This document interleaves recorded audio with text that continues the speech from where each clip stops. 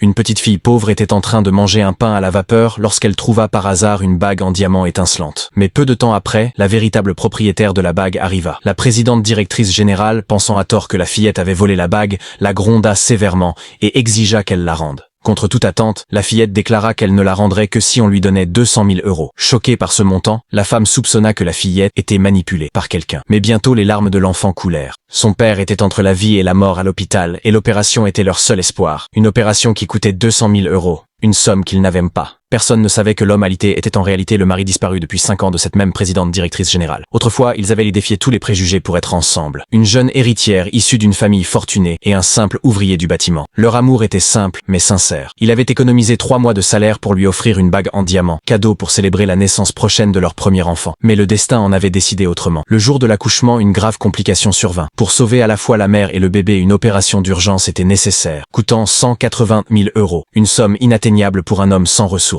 Dans son désespoir, le père de la jeune femme, un riche magnate, apparut. Il proposa un marché cruel, sauver sa fille et son petit enfant, à condition que le gendre disparaisse à jamais avec l'enfant. Pour sauver sa femme et son bébé, l'homme accepta. Tandis que sa femme, à son réveil, crut au mensonge de son père. L'enfant n'avait pas survécu, et son mari l'avait abandonné pour fuir les dettes médicales. 5 ans passèrent. La femme, aujourd'hui une présidente directrice générale à succès, passait chaque nuit à serrer contre elle la vieille bague, pleurant en pensant à son mari et à son enfant. Elle ignorait que la petite qu'elle croyait morte vivait encore et frappait aujourd'hui à la porte du destin pour sauver son père. Elle courait partout dans l'hôpital pour demander de l'aide, tenant dans sa main la bague précieuse sans savoir qu'il s'agissait du cadeau que ses parents avaient voulu lui offrir. Elle rencontra de nouveau la présidente directrice générale, une femme qui lui semblait étrangère, mais qui était en réalité sa propre mère. Touchée par le courage de l'enfant, la femme ne réalisa pas qu'il s'agissait de sa fille de sang. Quand la fillette demanda 200 000 euros en échange de la bague, tous pensèrent qu'elle était cupide, sans cœur. Mais elle voulait seulement une chance de sauver la vie de son père. Ce n'est que lorsque la présidente directrice générale se rendit à l'hôpital